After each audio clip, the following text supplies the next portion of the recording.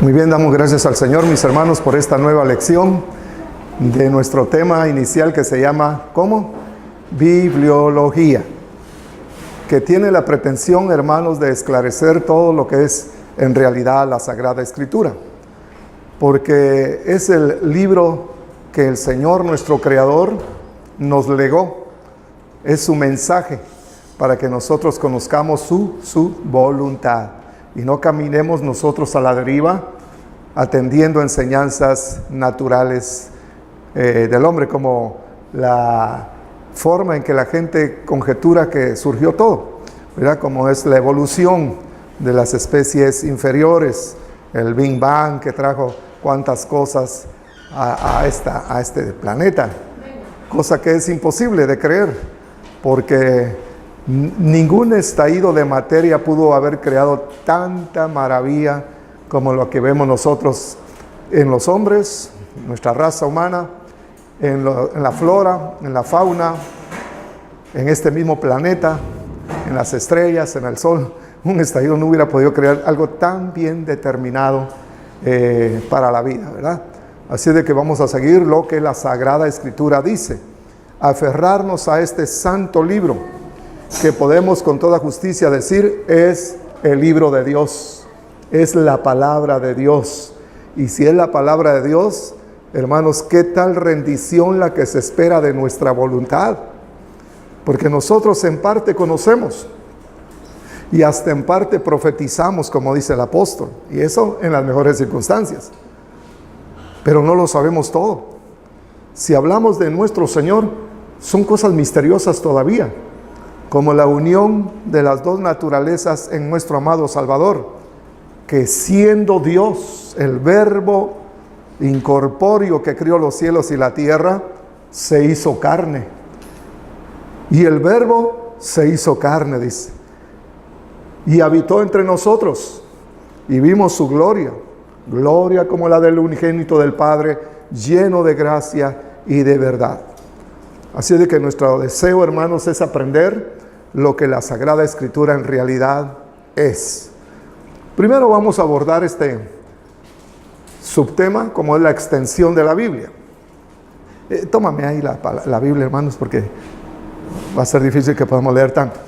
La extensión de la Biblia. ¿Qué pretendemos con esto? Pretendemos, mi hermano, me desubiqué, queremos, hermano, entender cómo la Biblia trasciende a las cosas naturales de esta vida. Nos enseña cosas celestiales, como que nuestro Dios son tres divinas personas. En esa unicidad de Dios, porque la Biblia nos habla de la unicidad de Dios, es decir, que Dios es uno. Pero subsisten en esa unicidad tres divinas personas distinguibles, como la rúa que se movía desde el principio, incubando vida en un mundo que estaba desolado, oscuro y vacío. El Espíritu de Dios, la rúa, dice el hebreo, empollaba sobre la haz de las aguas. Y dijo Dios, ese es el otro, el Señor, el Verbo, el que habla, el que da las órdenes. Y dijo Elohim, se debe leer, sea la luz. Y fue la luz. Aunque Él ya la había creado. Porque en el capítulo 1 y versículo 1 del Génesis es la creación original. En el principio dice, Elohim creó los cielos y la tierra. Elohim, lo hemos dicho ya, es un nombre plural, no es singular. Es una pluralidad cuando se habla de Elohim. Elohá sería entonces, hermano, el singular. Pero Elohim es, hermano, justo que pensemos en la triunidad de nuestro Creador, el Padre, el Hijo y el Espíritu Santo, porque la Biblia nos habla de tres divinas personas. Solo mencionémoslo recapitulando, porque el sábado anterior lo dijimos. Aún en el capítulo 12 del libro de Eclesiastés, cuando dice, acuérdate de tu Creador, leen las Biblias comunes, en los días de tu juventud. En el idioma original en que fue escrita esa porción de la Escritura, que es el hebreo, dice diferente. Dice así, acuérdate de tus creadores. No se puede negar que son tres divinas personas. Cuando el hombre, en su orgullo, en su deseo de independizarse de su Dios, estaba creando una ciudad y una grande torre para llegar a ver las constelaciones en el universo, porque ahí hay ciencia, déjelo ahí, nada más pongo un punto. El Señor dijo, descendamos, fíjese cómo habla Él, descendamos y confundamos las lenguas de ellos, porque lo que han comenzado a hacer, nadie lo va a detener. Así que descendió la Trinidad y confundió los idiomas. Si no, nosotros ahorita estuviéramos todos hablando español. Pero hay tantos idiomas como pueblos en la tierra. Entonces, siempre Dios habla pluralmente. Mi Padre y yo, decía Jesús constantemente. Y lo que yo hago, el Espíritu es el que realmente lo realiza. Aún en la cruz se pueden ver a las tres divinas personas. El Redentor muriendo en la cruz, el Padre, hermanos, habiendo planificado el plan de redención, que es lo más grande que podemos ver de nuestro Dios, está atento a lo que está sucediendo con su Hijo. Cuando Él dice, Padre, ¿por qué me has abandonado? El griego lo que registra es de que eso ya sucedió. No es que lo haya abandonado en la cruz. Dice, y dice la Biblia que el Señor se ofreció por el Espíritu Eterno a Dios el Padre para que Él quedara libre de perdonar aún nuestras faltas más groseras que hayamos podido hacer, porque el Señor es justo y fiel en la obra que hizo, y nosotros los beneficiarios que a veces no entendemos, que estamos necios, que estamos todavía cojeando, no de un pie sino de los dos, necesitamos que el Señor todavía continúe haciendo su obra, que perdona nuestro pecado, que nos limpia de toda maldad, para que sigamos adelante en esta gloriosa comunión con Él. Entonces el Señor, la extensión de la Biblia nos habla del cielo. Usted mire escenas celestiales, sobre todo en el libro de Revelación, que es el Apocalipsis. Y hay cosas que no se entienden, al menos que nosotros le estemos hablando el idioma del Espíritu. Como se recuerda usted cuando Ezequiel mira, hermano, cosas increíbles, ¿verdad?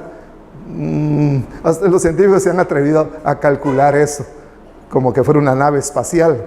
Pues la verdad que eso es muy espiritual, los querubines que están ahí interviniendo en la visión que tiene el gran profeta Ezequiel, ¿verdad? Pero es difícil de entender, al menos que entremos, hermano, a las cosas del Espíritu, porque este libro, la Santa Biblia, no es natural.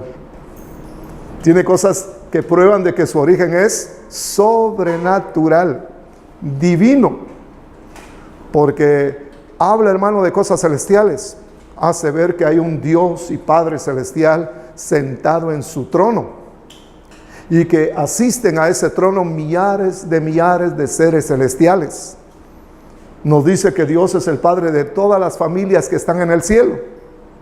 Sepa usted cuáles familias se está refiriendo a la palabra. Solo lo refiero, después lo vamos a ver. Pero Dios es el Padre de todos los espíritus, de todos. Y empieza a hablarnos también de la obra de su Hijo, que el Padre, no satisfaciendo su corazón en ninguna manera con los sacrificios de animales, como los corderos, como las ovejas, como los becerros, la vaca alazana, no quedando satisfecho, Jesús le dijo, sacrificio no quisiste, por eso me proveíste de cuerpo. Y empieza a hablar de lo grande y glorioso del Hijo de Dios, que el hacer la voluntad de su Padre era lo que tenía en su mente y en su corazón. Por eso le proveyeron de cuerpo humano. ¿Para qué? No solamente para venirnos a hablar de su Dios y Padre Celestial, muy desconocido Él en la humanidad, siempre confundido con la imaginación del hombre, ahí están las imágenes y los dioses falsos, sino para poder morir, porque como el verbo, como le dice Juan, o el logos, ¿verdad? Que es, hermano, la palabra, el pensamiento, el Señor divino, 100% Dios, no menos que el Padre, no menos que el Espíritu, Él tuvo que tomar un cuerpo inferior, un cuerpo de siervo, para poder morir Hay muchas cosas que decir de eso, solo estamos hablando de cómo se extiende la Biblia hasta el cielo, cosa que no puede hacer ningún autor humano ni ningún libro de confección natural. Ese libro no puede ser natural porque nos habla de cosas increíbles, como la creación. El Señor del polvo de la tierra creó al hombre. Ahora bajamos a la tierra, ¿verdad? ¿Cómo enfoca el Señor la creación del hombre? Y hermanos, en nuestra contextura física están todos los elementos: zinc, hierro, fósforo, todo lo demás lo integra nuestro cuerpo. Realmente nuestro cuerpo es del polvo de la tierra. Somos terrenales. Eso es nuestro cuerpo. Pero nuestra alma es diferente. Nuestra alma no muere, ni la del impío. Cuando muere, su alma sigue viviendo en una mala situación, pero sigue existiendo, digamos, para separarlo de la vida que sí tiene el Hijo de Dios. Y el Espíritu, con lo cual, hermanos, realmente somos hijos de Dios. Por eso el impío nace con un espíritu muerto, y solo la voz del Hijo de Dios lo resucita para que sea en realidad su hijo. Cuando la gente dice somos hijos de Dios, todos somos hijos de Dios, no es cierto, porque solo el espíritu reavivado, digámoslo así, porque está en el ser humano, ese entra a la filiación de ser hijo de Dios. Nos habla de esto, de la creación del hombre.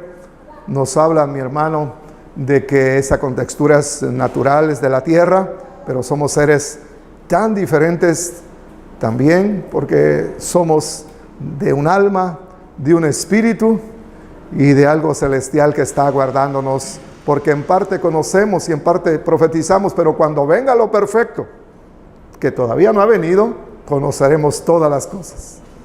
De eso nos habla la Escritura. Habla también en forma pequeña, muy ínfima, hermanos, nos habla de cosas tan tremendas que nos están afectando en esta vida, ¿verdad? Lo pequeño que se hace en la tierra, que no hay ni siquiera en nosotros, hermano, el timón de nuestro destino, de nuestra manera de vivir. Del hombre no es su camino, dice. Y si vos metiera otras cosas, hermano, es una cosa tremenda. Solo mencionemos, hermano, que la Biblia habla de todos los temas habidos y por haber. ¿Usted quiere saber cómo criar a sus hijos? Lea la Biblia. Saque de ahí la enseñanza de cómo uno debe enseñar a sus hijos. La relación marital entre los cónyuges. También la Escritura nos habla hasta en detalles. Tanto que fíjese que para el israelita el libro del Cantar de los Cantares era prohibido, porque era muy, muy erótico ese libro. Sí, hasta la posición donde uno debe estar con su pareja nos habla de eso, de cómo la mujer no se debe negar a su marido, que el marido no debe buscar solamente ese contacto físico, sino amar de tal manera a su mujer que sea un idilio, que sea una manifestación de puro amor y no de algo tan bajo como podría ser algo que los seres no inteligentes tienen, es decir, los animalitos. Bueno, también, hermanos, podemos hablar de la ética, el buen comportamiento, el tener buenos principios. La Biblia nos habla, por eso este libro no podría ser humano, de origen humano, porque atropella todo el orgullo de los hombres. Cuando digo hombres, incluye a las mujeres, a toda la raza, porque se estaría condenando el mismo autor humano cuando se habla de inmoralidad, cómo Dios, hermano, castiga la inmoralidad. No podría ser de origen humano porque exige una cura para el mal en que se encuentra el hombre. Una de las palabras más elocuentes, hermano, en la doctrina de la salvación es la regeneración, donde el Señor actúa de tal manera por permisión, por voluntad rendida del hombre que le ha creído al Señor, que empieza a operar el Señor un cambio radical en su conducta. Va a la raíz de los árboles, trata desde el corazón, Por eso es anacrónico estarle exigiendo a los hombres un buen comportamiento cuando no han sido renovados espiritualmente. El Señor tiene que cambiar el corazón. Por eso dice, dame, hijo mío, tu corazón, y anden y que vean tus ojos por mis caminos. Pero primero es el corazón, porque si le rendimos el corazón al Señor es como que le rindiéramos el timón del auto y que pueda ser conducido por alguien tan hábil como el Señor. Entonces la ética, hermanos, también está incluida en la palabra del Señor. Ninguna religión habla de tanta pureza en el hombre como el Señor, que hace esta regeneración en nosotros. De modo que si alguno está en Cristo, dice, ¿verdad? Nueva criatura es. Se lee mejor, nueva creación es.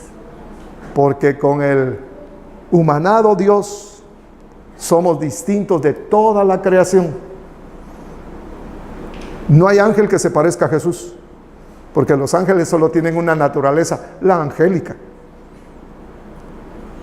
Los hombres irredentos que no han entrado a la redención de su alma, solo tienen la naturaleza de Adán. En cambio nosotros los cristianos, los que hemos recibido renovación espiritual, hermanos, tenemos no solo la naturaleza adámica, que no la extirparon, sigue molestando y pidiendo satisfacciones, pero tenemos la divina, y eso es increíble, que Dios, hermano, nos haya dado su naturaleza. Somos hijos porque nos engendraron. El capítulo número 1 de Juan, versículo 12, dice, en el mundo estaba, hablando de Jesús, y el mundo fue hecho por Él. Qué increíble, ¿no? El Señor hizo esta tierra, este planeta, pero el mundo no lo conoció.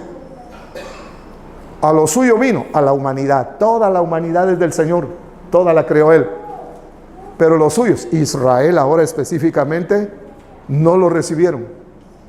Mas a todos los que lo recibieron, que son los que creen en su nombre, les ha dado la potestad de ser hijos de Dios, los cuales no son engendrados ni de carne, ni de voluntad de varón, ni de sangres, sino de Dios.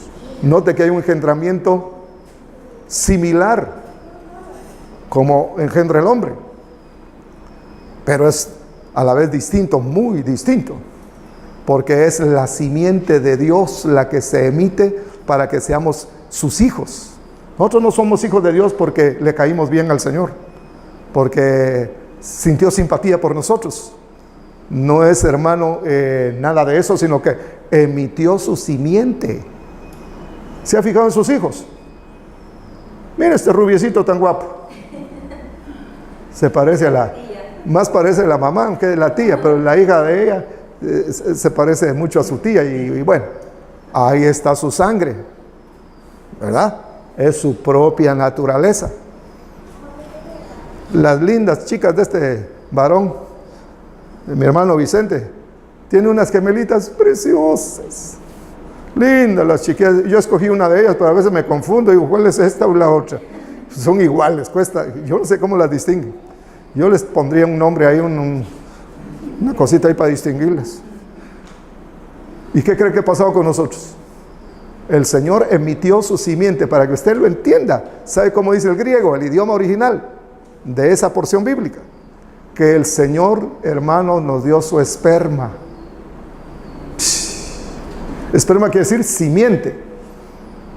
Como el hombre emite su simiente para engendrar, Dios emitió su simiente divina para hacernos hijos de Él. ¿Qué le parece? Entonces nosotros somos hijos del Señor porque eso lo operó el mismo Dios. De eso trata, mi hermano, también todo este tema increíble.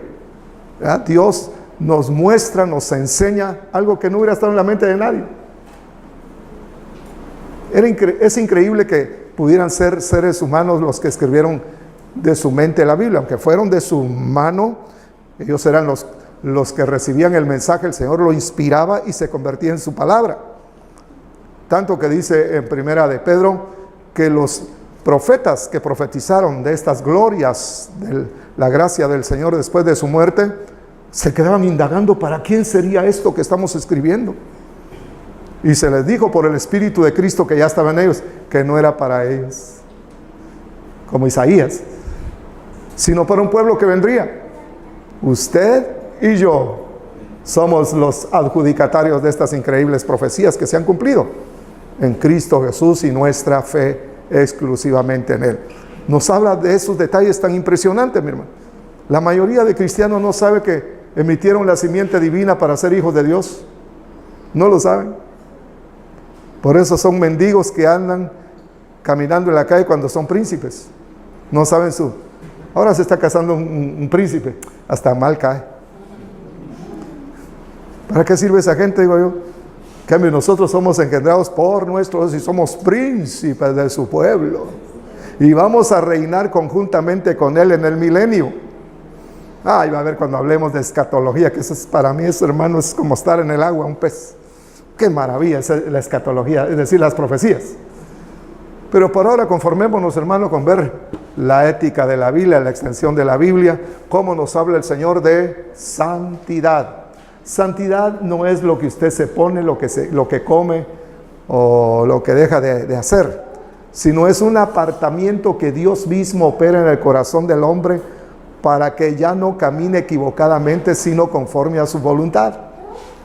Como Jesús le dijo a su Padre, tu voluntad me ha agradado hacer. Es una rendición voluntaria, donde uno quiere y no puede caminar de otra manera porque ya lo programaron para caminar conforme Dios es decir, santidad. Dios es tan justo, puro y todo eso porque se concentra en su santidad. Él no puede faltar a sus atributos. Él es santo y no te puede fallar, porque sería una mentira si fallara. Pero Dios es digno de todo crédito, de toda fe de parte de nosotros. Aquí nos vamos a tener un poquito más. Las dispensaciones. Hay una gran necesidad en el pueblo de Dios de conocer lo que se llaman las dispensaciones o economías, donde Dios específicamente trata con el hombre de un modo específico. Y encontramos, hermano, naturalmente, muy fácilmente, por lo menos cinco de estas dispensaciones en la historia de la humanidad, según la Escritura. La primera, pero detengámonos un poquito todavía para, hermanos, consolidar el conocimiento, el concepto de lo que es dispensación, para que usted entienda claramente de qué se trata cuando estamos hablando de dispensaciones o economías o edades. Primero, la dispensación es el modo particular de Dios tratar con el hombre, impartiendo su ley y esperando el fruto de la obediencia. En todas ha habido ley y en todas una demanda de justicia, porque nuestro Dios es justo y quiere la verdad en los beneficiados suyos. Entonces, dispensación es el modo en que Dios trata exclusivamente con la humanidad. Ya digerido este concepto, va a ser fácil que lo entendamos. Primero, trató específicamente con Adán y aún con Eva en el huerto, en el paraíso que el Señor instaló en la tierra del Edén. El Señor le dijo: de todo árbol que está en el huerto puedes comer libremente, pero del árbol que está en medio del paraíso de Dios, que es el que imparte el conocimiento del mal y del bien, de ese no comas, porque el día que comas de este árbol morirás. Así se comportó Adán, con una ley que le decía que no infringiera la ley del Señor, ¿verdad?, desobedeciendo al participar de ese fruto. Muchos conjeturan de qué se trata ese fruto. Algunos lo ponen, hermano, en concordancia con el versículo que dice en el libro de los Cantares: debajo de un manzano desperté a tu madre. Pero eso no es signo de que haya sido una manzana la que se comió Eva y Adán.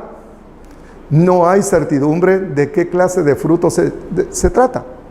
Lo que sí es de que producía un conocimiento del mal. Y eso es lamentable, porque el hombre era inocente. Como este pequeñito, en el sentido de su comportamiento, ¿verdad? Del bien. Para él, hacer el bien es natural. El mal, él no lo conoce. Solo cuando su mamá le va a dar una refacción. y esta tía que es un poco dura con el pobre angelito. Entonces, Dios esperaba la obediencia de Adán y Eva. El enemigo se metió y echó a perder ese estado de inocencia. La pareja perdió su inocencia. Dice que ambos estaban desnudos, pero no se avergonzaban, por dos causas.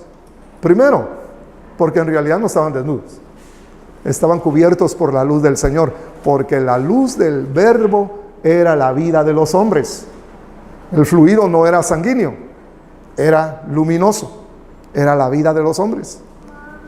Pero cuando cayeron en transgresión, porque el enemigo les trastocó los sentidos, y antes de probar el fruto ya estaban caídos, porque la mujer vio el fruto que era bueno para alcanzar la sabiduría y delicioso, etcétera, la alucinó y ya estaba caída. Ya solo mordió el fruto, si es que era así comestible. No, pues sí fue comestible. Entonces, hermano, se consumó la caída de ella. Y Adán, cuando vio que su mujer tan linda había caído, también él cayó. Y la rebelión, hermano, terminó con la expulsión del huerto y se terminó la edad de la inocencia. ¿Saber cuánto tiempo pasó en ese estado la pareja?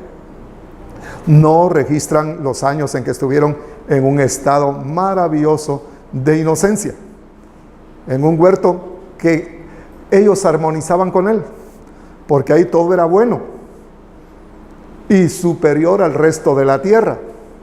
Cuando el Señor terminó su creación en los 6 días, dijo que todo lo que había creado era bueno y en gran manera bueno, y lo satisfizo de tal manera que el Señor reposó.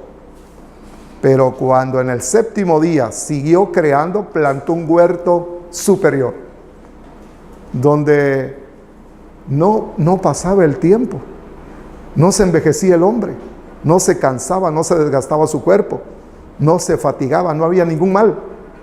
No tenemos ni idea, porque vivimos en una tierra de maldición. Toda esta tierra, hermano, todo el planeta está debajo de maldición. Por eso la van a quemar con fuego. Y bueno, el hombre, hermano, estaba en un estado, él, especial. Su mente era tan prodigiosa que le pudo poner nombres a todos los animales. Una vez no se acuerda ni el nombre de sus nietos. Pero Adán le puso nombres. ¿Sabe por qué la ballena se llama ballena? Porque Adán le puso ballena. Algo vio en ese gran cetáceo que dijo: esta se va a llamar ballena. A todos le ponían nombre. Cuando le presentaron a su mujer, dijo: esta será llamada varona. Así se llamaba al principio la mujer, varona, porque del varón fue extraída, del varón fue tomada. Cuando cayeron le puso otro nombre, Eva, que quiere decir la madre, la vida. Las mujeres son la vida. Todos nacemos de una mujer. Acabamos de celebrar el Día de las Madres, ¿verdad? Con mucha justicia, porque ella es la que de ella ha venido la vida. Por eso, mire qué sabiduría la de Adán. Al león le puso león porque tenía cara de león y algo lo identificaba como un león. A todo le ponía el nombre. Para eso se necesita mucho razonamiento, distinción, ¿no? ¿Cómo se podía él acordar que la lagartija se llamaba lagartija? El mono araña se llamaba mono araña. Toda la creación estuvo, hermano, bajo su dominio. Pero cuando transgredieron la ley de Dios, lo primero que les pasó es que se descubrieron desnudos, se habían apagado. ¿Por qué no se sintieron desnudos antes? Porque no estaban desnudos y eran inocentes. Ahora los sentidos estaban conociendo el mal. Primero se dieron cuenta que estar desnudos no era nada gratificante. Por eso se fueron a confeccionar delantales que les cubrieran, hermano, sus vergüenzas. Porque a nadie le gusta estar desnudo. Solo los raros se ponen así. Pero lo peor que le puede pasar a uno es que se le rompa el pantalón a media calle a uno, ¿verdad? O que le rasguen a usted la blusa. No. Bueno, se terminó esa edad, la de la inocencia. Lo que primaba ahí era la inocencia de Adán y Eva. Solo un mandamiento tenían a guardar: no coman del fruto del árbol que está en medio del paraíso, que produce el conocimiento del bien y del mal. Eso era todo. Pero a Adán lo pusieron a cuidar ese lugar. Ya habían enemigos de Dios que pusieron a cuidar a Adán el huerto. Habían intrusos potenciales que había que detener. Y para labrar ese huerto, me impresiona que ese huerto era labrable. Saber qué fruto producía ese labrar el huerto. No hay luz para eso. Pero cuando cayeron en transgresión, hermanos, se terminó la inocencia de ellos. ¿Cómo Dios trató en la inocencia de ellos? Eso se llama dispensación, edad o administración, economía. Era muy diferente a como cuando se fueron del huerto. Mire, tan drástico fue la sanción del Señor que les vedó totalmente el acceso al otro árbol, al árbol de la vida. ¿Por qué el enemigo no le dijo a Adán: coman del árbol de la vida? No, ese bandido quería destruir a la humanidad, ya en potencia con estos primeros padres. Pero el árbol de la vida no tenía restricción. No les dijo el Señor: no vayan a comer de ese otro árbol que se llama de la vida. No, estaba libre. Pero no comieron de él, porque si hubieran comido, se hubieran eternizado. Por eso el Señor puso querubines con una espada de fuego ardiendo para impedirles el regreso al huerto. Y se terminó el huerto y se terminó la edad de la inocencia, para entrar a una segunda, que se llama la de la conciencia, donde uno sí ya sabe qué es lo bueno y qué es lo malo. Es la ley de Dios incorporada a nuestra contextura humana. Nadie puede decir: no, yo no supe, yo cuando vi estaba en un problema. No, charada, mentira. El hombre a partir de ahí tuvo su conciencia, que es la voz de Dios que lo culpa o que lo exculpa según sean sus obras. Ahí vinieron los patriarcas. Usted sabe, el primero que se llenó de mala conciencia fue Caín, que mató a su hermano Abel. Y su generación, que fue como de 5, se terminó en el diluvio. Vinieron los patriarcas, vino el diluvio, hasta Abraham. Ahí estaban los patriarcas. Por eso en ese tiempo, hermano, se podían casar primos. No primos, hermanos, hermanos mismos. Como cuando uno dice: es mi hermanastra. No, hermanastra, no. Es mi media hermana, dice uno, ¿verdad? Pues Sara era media hermana de Abraham. Eran hijos del mismo padre, pero no de la misma madre. Era permitido eso. Después lo restringieron. Y Abraham estuvo, hermano, caminando en un tiempo de conciencia. Él tenía la conciencia de estar necesitado de Dios, por eso levantaba altares en todos los lugares donde él estaba peregrinando. Hasta que vino, hermano, el tratamiento con Moisés y el pueblo de Israel. Pero mire cómo terminó, hermano, tan abruptamente de la conciencia. Porque vino el Señor y solo eligió a Abraham. A todo lo demás lo desechó. Solo a ese arameo, porque era un arameo, era un Ciro, el patriarca Abraham. Y no solamente, hermano, era un Ciro, sino que su mujer era estéril. Y él estaba envejeciendo y no había prole, no había descendencia. Pero el Señor trató con él de tal manera que lo hizo heredero de la simiente, o que de su simiente el Señor iba a bendecir a todas las demás familias de la tierra que aparentemente habían sido desechados, pero que el Señor tenía un plan de restauración. Entonces vino Moisés y ante esto, hermano, el Señor solamente trató con la descendencia de Abraham y todavía haciendo depuraciones, porque usted sabe que antes de Isaac, que era el verdadero descendiente de Abraham en el plan de Dios, llegó Ismael, el padre de los árabes, de esa gente que anda peleando con Israel ahora. Son ismaelitas y otras mezclas que han habido. Pero el Señor desechó a Ismael y a Agar, su madre egipcia. Le dijo, echa a la madre y al hijo, porque no van a heredar con Isaac, no están en el plan mío. No le contaba Dios ese hijo realmente a Abraham, aunque sí lo bendijo a Ismael. Pero de los hijos de Abraham, como era Isaac, vino Jacob, pero estaba también Esaú, que el Señor la aborrecía desde el vientre de su madre, pero amó a Jacob, y solo con Jacob trató el Señor. A Esaú lo desechó, y por rescongencia de Dios se entiende. Pero del mismo Jacob nacieron 12 patriarcas, y el Señor solo eligió a Judá, aunque no era el primogénito. Primogénito era Rubén, pero como se acostó con una de las concubinas de su padre, se atrevió a subir al lecho de su papá, lo desecharon. Pues el Señor escogió a Efraín después, el hijo menor de José. Lo había escogido a él, pero este se volvió a los ídolos y se convirtió en un borracho.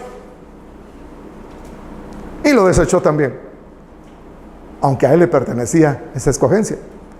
Pero Judá sobrepasó a todos sus hermanos.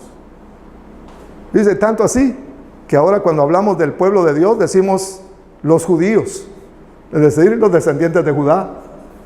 Deberíamos decir los rubenitas o los efraínitas, pero dicen Judá.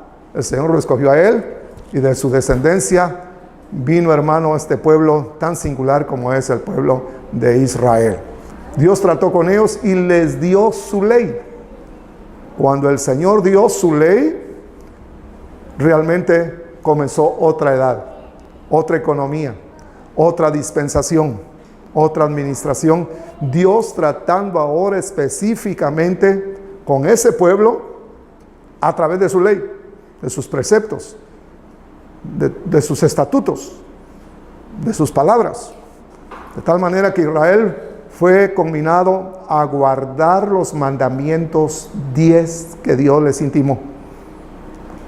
No tendrás dioses ajenos delante de mí, no te harás imagen de cosa que esté arriba en el cielo, ni en la tierra, ni abajo de la tierra, no matarás, etc. Eso dominaba la conducta de todo israelita. Eso se llama la economía de la ley, porque era una obligación estar guardando la ley del Señor. Mire esto, el sábado, que era uno de los mandamientos que el Señor le había dado a Israel, y que era estrictamente el mandamiento que habrían de cumplir entre los 10, ¿verdad? Estaba ese también, el guardar el día de reposo, es decir, el sábado. Encontraron una vez a un varón que andaba recogiendo leña para cocinar, ¿verdad?, en el día del sábado, donde debería estar recogido adorando al Señor. No, este andaba en otro asunto y agarró leña y la llevaba, y lo prendieron, lo apresaron, y el Señor fue consultado. ¿Qué hacemos con este? ¿Sabe qué dijo el Señor? Apedréenlo, porque no guardó el día del sábado. Si el sábado estuviera vigente hoy, como pretenden los que no conocen de dispensaciones, todos nosotros mereceríamos que nos apedrearan, ¿verdad? Ahí nota uno lo dispensacional, lo que debemos de entender de la palabra, que no fue lo mismo como Dios trató con Israel, como trata ahora con la iglesia. Allá era obligación guardar, y fíjese, hermano, que eran 10, ¿verdad? Pero si algún israelita guardaba 9, pero no le daba la gana guardar uno solo, se hacía reo de los 10, y lo que le caía era maldición. Y eran más las maldiciones de los desobedientes que las bendiciones de los obedientes. Si guardareis escrupulosamente mis mandamientos, ustedes serán bendecidos. Y empezaban las bendiciones. Pero si no, maldición tras maldición. Mire a Israel todavía, a pesar de que toda la fiesta que ha habido, porque se está reconociendo a Jerusalén como la capital, en realidad es la capital eterna de ese pueblo. Todos los demás son intrusos. Ellos son los verdaderos propietarios. Pero todavía están, hermano, señalados como indignos, como malos. Y dice, miren lo que pasa, miren la hipocresía del diablo. Primero viene el grupo terrorista terrible llamado Hamás. Le tira misiles a Israel que causan daño. Viene Israel, se defiende y condenan a Israel. ¿Por qué no condenan a Hamás? Algunas cosas dicen de ellos, pero no le ponen gravedad al asunto. Pero Israel le dicen que está exterminando un pueblo, que hay una masacre y que no sé qué. Israel se está defendiendo. Y en realidad ese pueblo es el dueño de esa tierra. Pero el enemigo solo señala a Israel. Terrible, ¿no? Es el mismo diablo. Pero Dios trató con Israel, le dio tierra.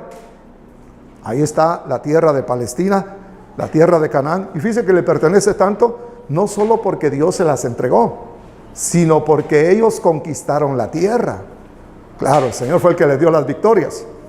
Pero Josué conquistó todos esos pueblos.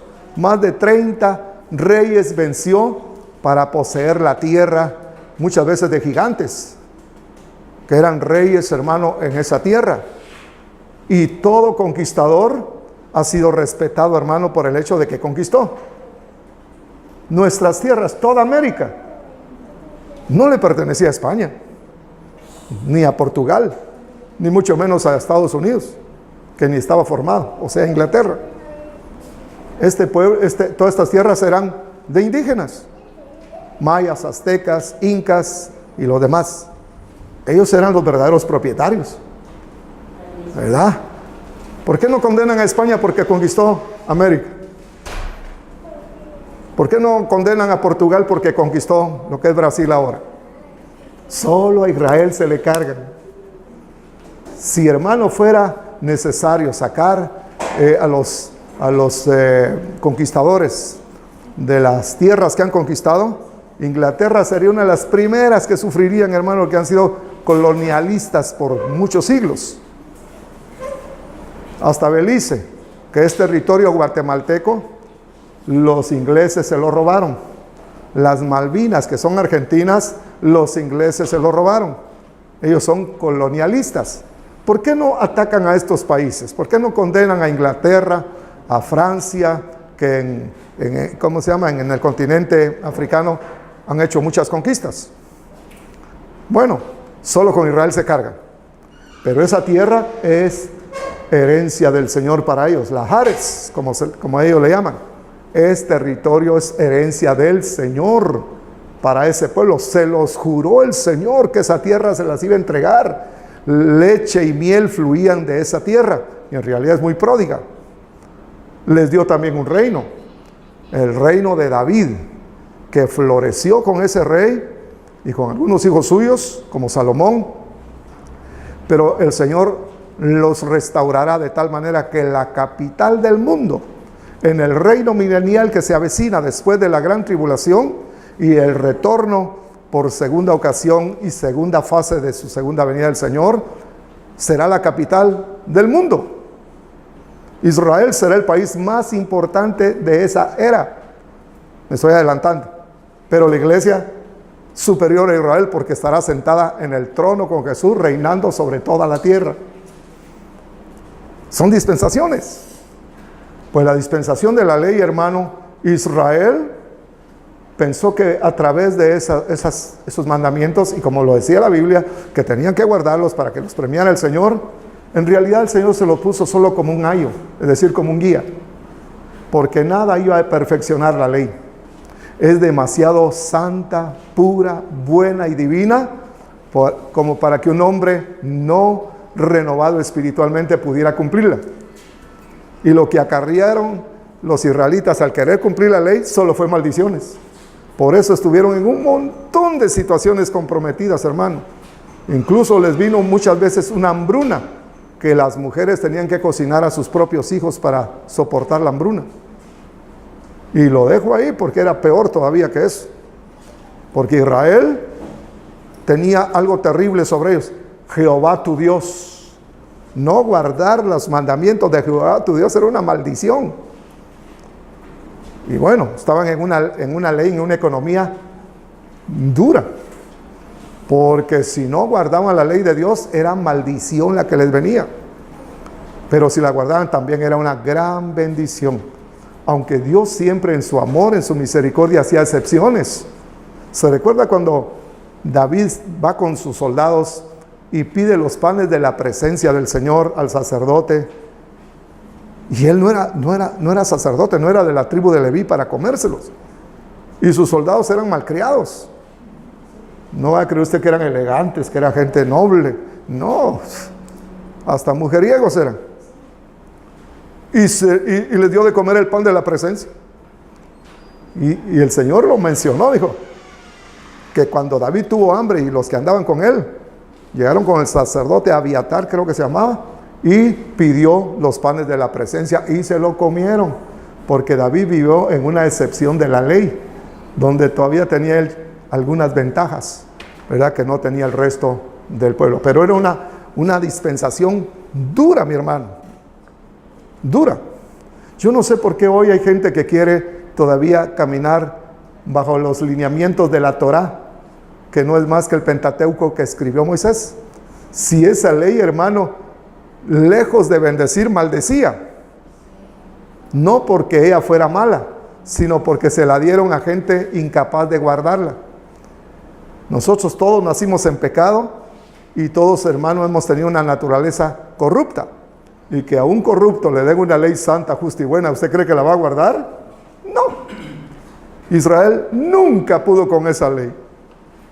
Por eso el Señor, que ya lo tenía todo planificado, estableció otra economía que se llama la de la gracia, que inició cuando Jesús murió en la cruz. Tengo que decirle que Jesús, nuestro Señor, los apóstoles que Él eligió, todos nacieron bajo la ley. Por eso Jesús tuvo que ser circuncidado a los 8 días de nacido. Un error que permanece en mucho pueblo del Señor es aquel que hace creer que el Nuevo Testamento le pertenece a la iglesia en toda su extensión, es decir, los evangelios. Las parábolas del Señor, el caminar del Señor en Palestina, era bajo la ley de Moisés. El Señor tenía que guardar el sábado, tenía que estar en las fiestas judías, su atuendo también era así, ¿verdad? Él nació súbdito de la ley. Sus parábolas eran, hermano, bajo esta visión de guardar los mandamientos del Señor.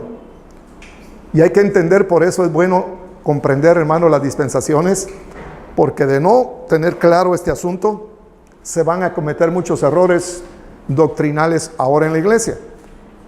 Si usted me dice, yo quiero ver cómo el Señor hizo notar que vendría por segunda vez, y van a Mateo 24, casi todo lo que dice Mateo 24 solo le corresponde a Israel. Y el que perseverare hasta el fin, este será salvo. Eso es para Israel. Nosotros somos salvos desde que recibimos a Jesús. Y la salvación que el Señor nos entregó es irrevocable. Aunque hayan sanciones por descuidos que tengamos, no se pierde como algunos piensan. Es un regalo inmerecido, pero incorporado a nuestro ser tripartito y bueno, algo más. Nunca el Señor, por defecto nuestro, nos va a quitar la salvación, porque es un engendramiento. Nuestros hijos pueden ser malcriados y un montón de problemas que nos pueden dar, pero no los podemos desengendrar.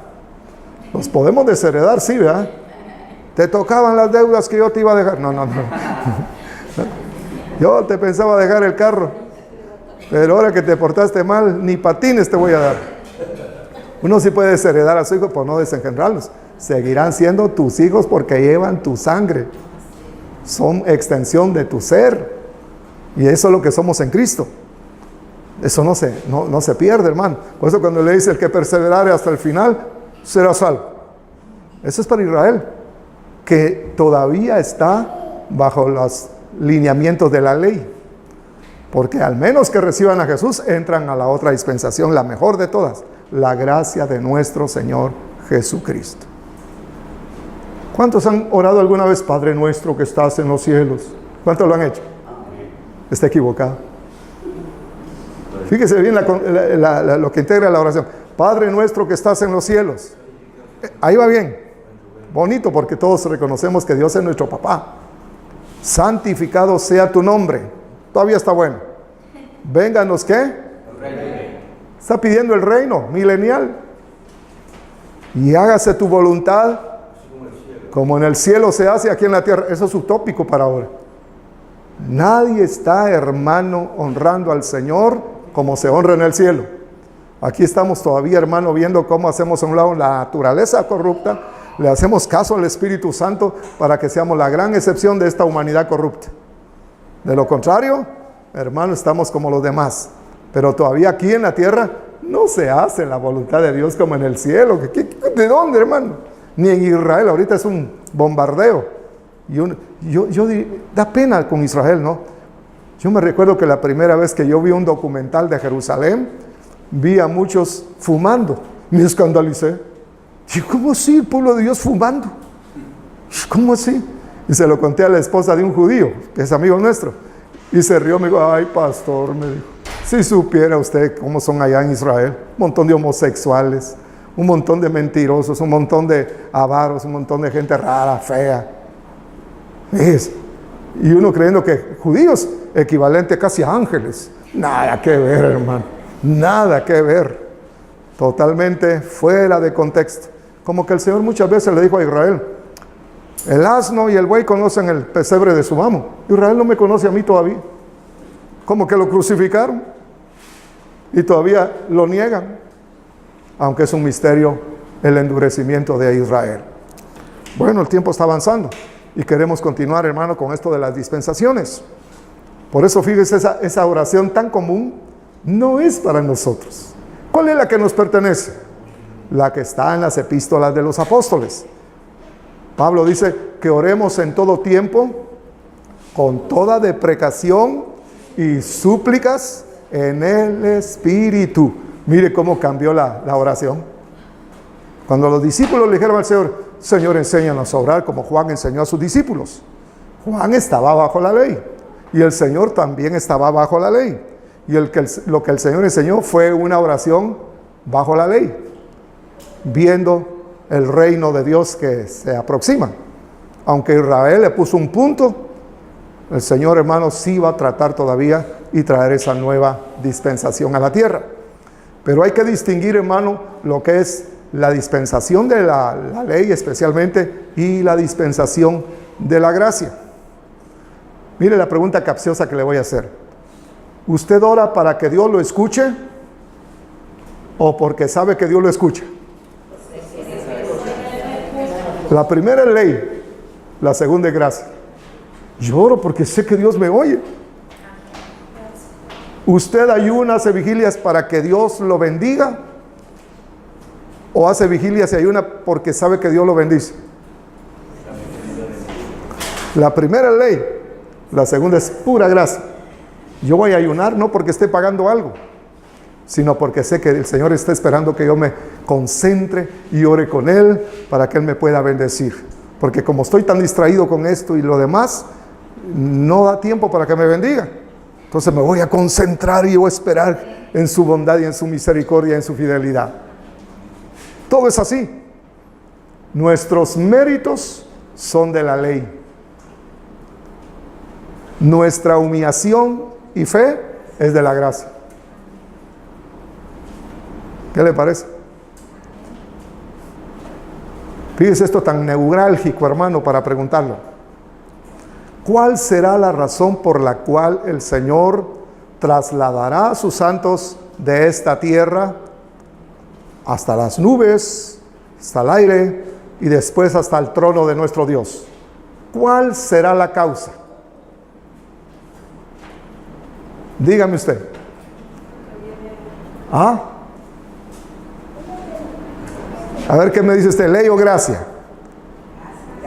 Va, pero ¿qué? ¿De qué se trata esto? No, pero ¿qué causa? ¿Por qué nosotros vamos a calificar? Pues para que el Señor nos traslade de esta tierra y nos lleve a su presencia y hasta el reino de su Dios. Sí, por ahí va. Dice cómo dice la palabra apostólica, la de Juan, primera de Juan, capítulo 2, versículo 26 en adelante. Dice, esto os digo por los que os quieren engañar, pero vosotros tenéis la unción del Santo y no tenéis necesidad que nadie os engañe. Así como ella os ha enseñado, ahora pues, niñitos, perseverad en Él, para que cuando Él se manifieste, tengamos confianza y no nos apartemos avergonzados delante de Él en su parucía. Fíjese lo que hay que hacer. Pero la gente lo pone tan raro que lo pone a hacer una de obras y de otras obras. Si usted oraba a las 3 de la mañana, ore a las 2:30 de la mañana. Yo procuro orar a las 3, hermano. Sí. Yo digo a la 1, a las 2 y a las 3.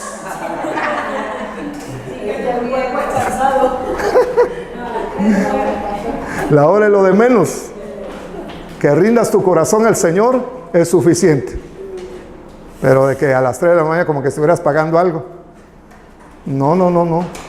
Pero si tú le crees al Señor y te rindes y te humillas a Él, Él sí te va a atender.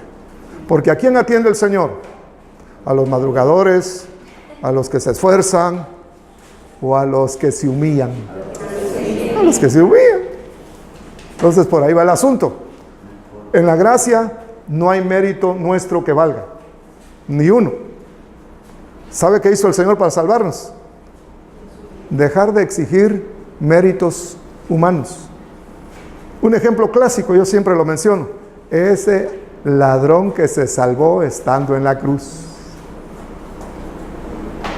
Fíjese cómo él se despierta y dice, Señor, no como este compinche mío con el que asaltamos, yo te digo, ten misericordia de mí, Señor, cuando vengas en tu reino.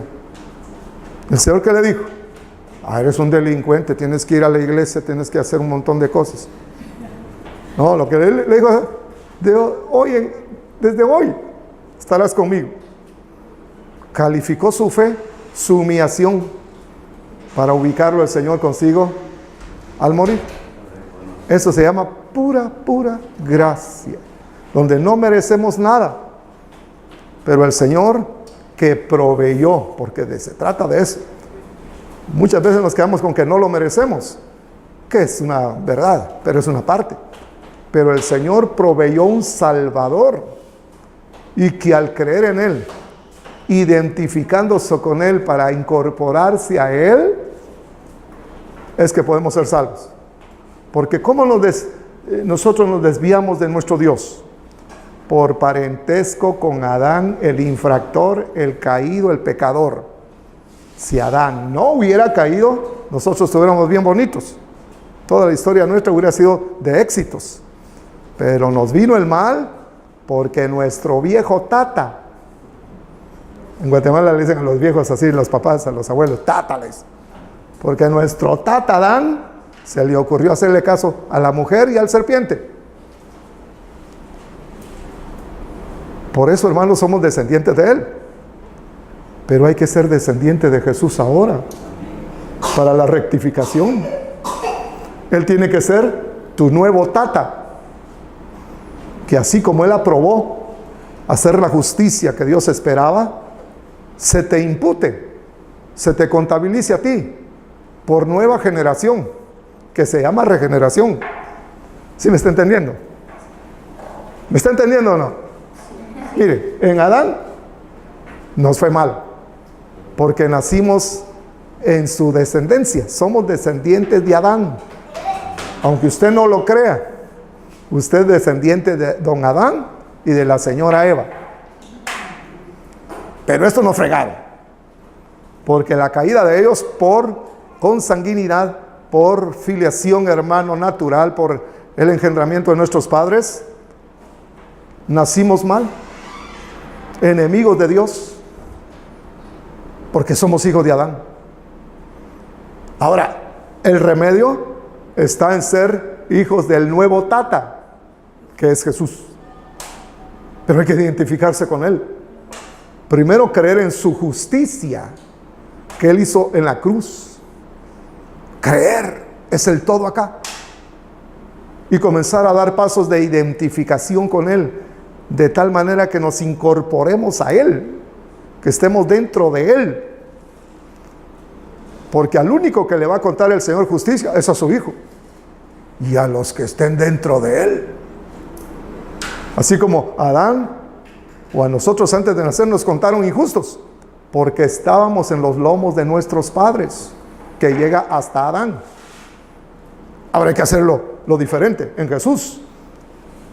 Por eso hay que bautizarse en la muerte de Jesús y entrar a la dedicatoria consagrativa a la Trinidad, bautizándolos en el nombre del Padre y del Hijo y del Espíritu Santo, y venir todavía al otro bautismo, el bautismo en el Espíritu Santo, que lo que significa es una inmersión en el Espíritu, donde no hay emersión. Nos meten en el Espíritu y no hay cómo salir. Nos quedamos ungidos, y aunque nos descuidemos, solamente se va a adormecer el asunto y se puede despertar, se puede reactivar por la palabra.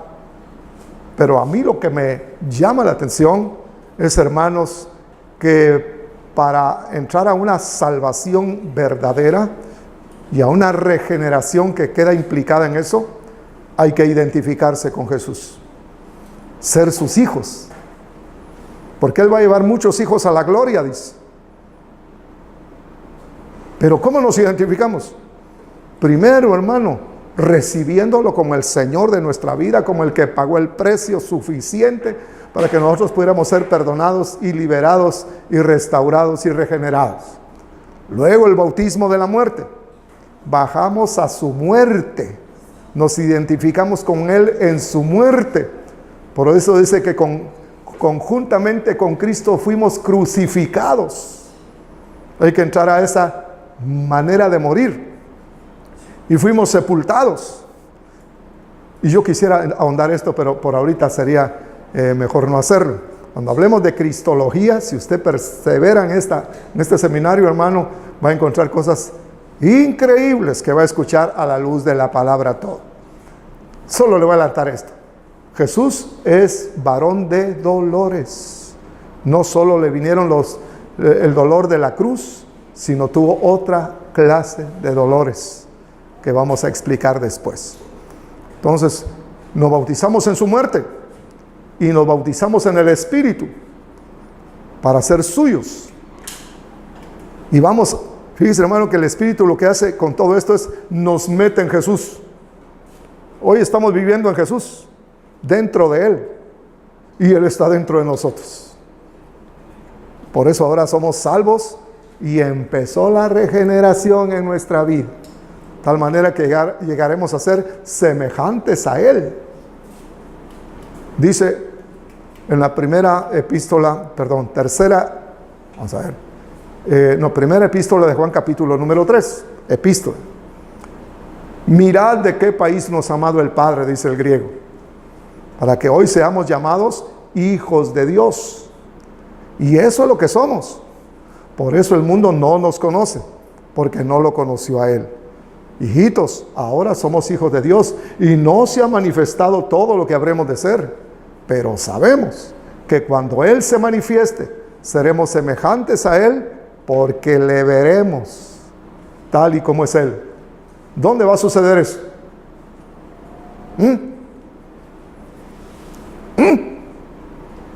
¿Dónde será ese encuentro increíble?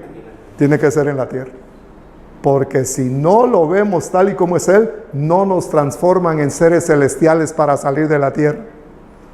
Hoy la gente que no entiende la palabra del Señor todavía, cree que va a sonar una trompeta y ¡fum! Sale para arriba. Con esa barriga tan grande, dice uno. Con ese sobrepeso espiritual que tienen, ¿qué va a andar subiendo? Nadie puede salir de la tierra. Somos terrícolas. Nosotros no estamos, hermano, creados para vivir ni en Marte, ni en la Luna, sino esta es nuestra única morada. Pero vamos a salir de ella, pero por transformación. Seremos transformados en un abrir y cerrar de ojos. Pero ¿cuándo va a ocurrir eso? ¿Cuál será la causa? Todo tiene una causa y un efecto. La causa es ver a Jesús, como hemos recitado del capítulo número 3 de la primera epístola del apóstol Juan. Seremos semejantes a Él. ¿Cómo es Él? Celestial. Él ya traspasó los cielos. Y cuando lo veamos, seremos semejantes a Él. Y entonces sí, vamos a salir de la tierra. Antes, nanay, mi hermano. Hay que calificar. Y todo por vivir en el Espíritu, donde no pesa, donde no hay agravantes, sino una liberación maravillosa, una satisfacción de estar adorando y glorificando a nuestro Dios. Muy bien, solo nos falta ver la última dispensación: economía, administración o edad. Son sinónimos.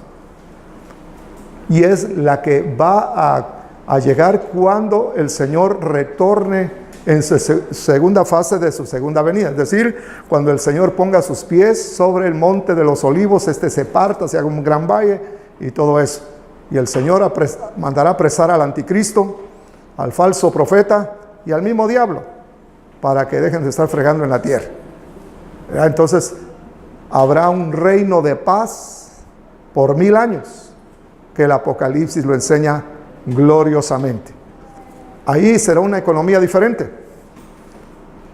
Todavía será un restaurar de la ley de Dios, pero en un estado maravilloso del hombre y de la naturaleza. El león dejará de comer carne, se volverá vegetariano, comerá pasto. El áspide, como esas serpientes tan terribles, venenosas, como la X aquí, ¿verdad? Un niño va a jugar yoyo con ellos. Meterán su mano donde está la culebra más venenosa y cosquilla le va a hacer el animal ese al chiquito. No habrá mal en la tierra, pero el hombre que peque lo fulminan, porque no van a haber ni diablo ni demonios, y sin embargo habrán pecadores todavía. Así es que muchas veces solo al diablo le echan la culpa, cuando el hombre es el corrupto. El diablo solo utiliza la proclividad que tiene el hombre para hacer lo malo, le mete la zancadilla, pero el infractor es el hombre.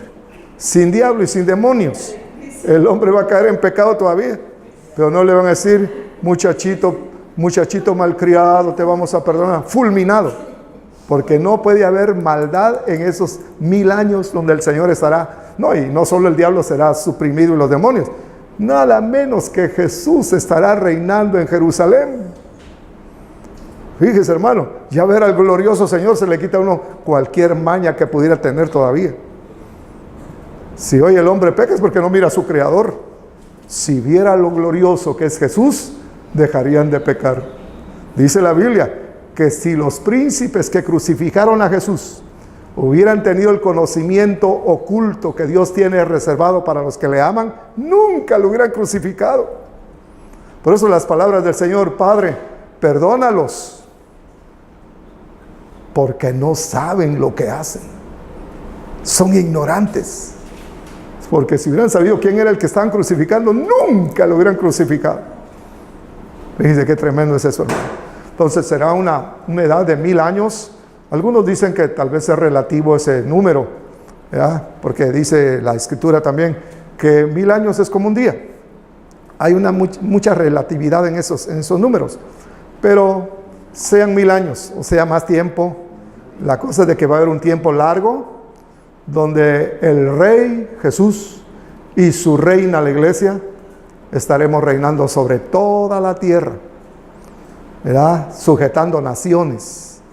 Y la nación natural que va a haber sobre la tierra superior es Israel. El que no suba de los pueblos a las fiestas de Israel como la de los tabernáculos, no le caerá lluvia en su tierra, no habrá productividad en su tierra. Será un tiempo diferente, hermano. No habrá maldad. Dejará usted las puertas de su casa abiertas, que nadie se va a entrar a robarle. No habrán sicarios, no habrán políticos, no habrán ladrones, no habrán sinvergüenzas, ni curas violadores. Sino todo será maravilloso. Piense por un momento, hermano, que usted amanece el día de mañana en una tierra así. Toda esa amabilidad, todo está rendido para usted. Su mismo cuerpo no se enferma.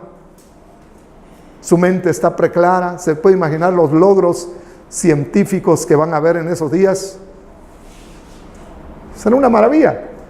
Hoy, hermanos, si hoy hay cosas maravillosas que lo asombran a uno, ¿cómo será ese tiempo donde la maldad será suprimida y las revoluciones de la mente serán optimizadas? Seremos seres tan inteligentes, aunque lo somos potencialmente, pero solo utilizamos un 10%. Mire qué rebaja hizo el Creador por el pecado, hermano. Hoy los mejores pensadores usan el 10%. Einstein, 10%.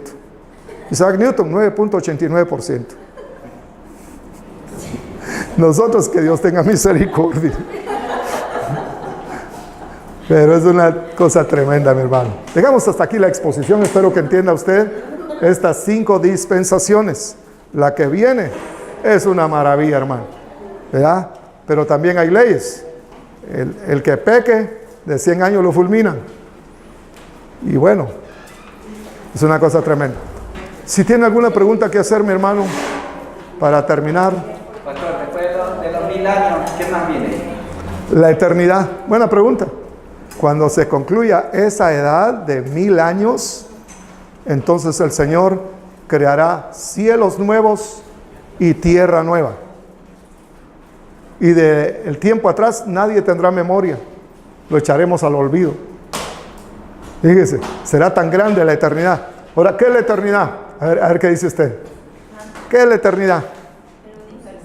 ¿Ah? ¿Qué piensa que es la eternidad? Vivir para siempre.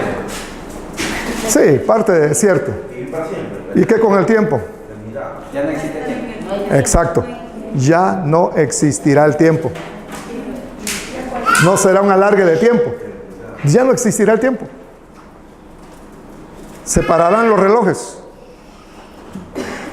Será otra manera. Yo no entiendo eso, cómo será exactamente. Pero no habrá tiempo. Nadie se va a desgastar, nadie se va a envejecer, nadie va a morir, nada negativo. Es otra manera de vivir eternamente. No solo que no hay tiempo, pero si pudiéramos referir el tiempo, calidad. Como dijo David cuando vino, calidad de vida. Pero se podrá procrear en ese tiempo. Buena pregunta. Muchos frían los hijos, yo creo que ya no. Claro, porque dice que ya no mueren y que siguen reproduciendo. Sí, pues, no, ya no. Buena pregunta. No habrá, hermano, engendramiento, no habrá alumbramiento, no habrá crecimiento. La tasa de natalidad no existirá, la de mortalidad tampoco, aunque una leve por infracciones ya descaradas del hombre. Las casas son de colores. ¿Ah? Las casas son de colores. ¿De colores? Bueno, Nuestros hijos ya no lo vemos nunca más. el color es vida. El color es vida, ¿verdad? No, todo, hermano. Nosotros hoy estamos tan reducidos que apenas vemos, mire usted, apenas oímos, apenas distinguimos. El perro nos gana a nosotros. Ese mira mejor que nosotros. En blanco y negro, pero mira. De noche. De noche. Miran espíritus. Y nosotros solo sentimos cómo friegan, pero estos miran espíritus. Los perros. Sí. Uy, el olfato. Y la lengua de ellos. La lengua de un perro. Y yo creo que lo sabe mejor la doctora. Puede, hermano, limpiar mejor que la nuestra. ¿Por qué cree usted que cuando dicen la parábola que ¿cómo se llama? Mendigo Lázaro, los perros le lamían las llagas y lo estaban sanando, estaban ayudando, estaban limpiando. Y dice que misericordia todavía parece sufriente, porque la lengua del perro, la saliva del perro es mejor que la nuestra, 10 veces. Sí, así dicen los que conocen de eso. Yo sí me apunto que eso es así. Y tiene que ver algo bíblicamente el perro en el Señor como una criatura, un ser, ¿cómo se le puede? Yo creo que no, toda la naturaleza, la fauna, la flora, todo se va a hacer óptimo. Vamos, se le va a quitar la fiereza a los animales y aún hay flores, hay plantas que devoran. Son también salvajes. Ya no habrá nada negativo, hermano. No habrán suegras, todo eso no habrá. Ya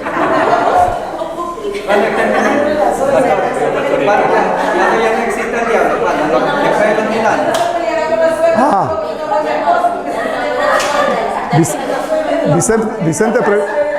Vicente pregunta si el diablo va a existir después de los 1000 años. Lo van a meter al lago de fuego. Pero por 1000 años. No. Sí, eternamente. Al diablo solo lo van a apresar. Ya no lo exterminan de una vez. ¿Para qué lo van a guardar? El Señor es más sabio que tú y que yo juntos. Él tiene sus planes y sus propósitos. Verá, en el tiempo que el Señor estableció que tenga que ser clausurado Satanás, lo van a clausurar con todos sus demonios. El lago de fuego, el Señor habrá de crearlo no para el hombre, sino para Satanás y sus ángeles.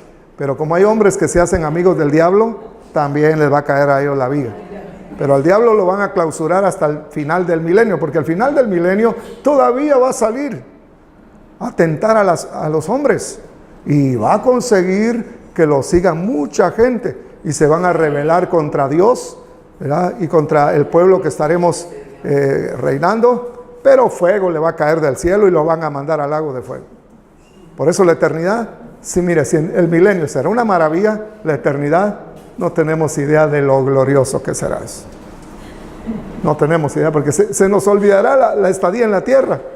No diré, ¿usted te acordás que ahí en Guayaquil cuando estaban nerviosos porque el Barcelona no ganaba ni a palos? ¿Te acordás cuando nos faltaba para el encebollado? Nada de eso le va a ocurrir, hermano.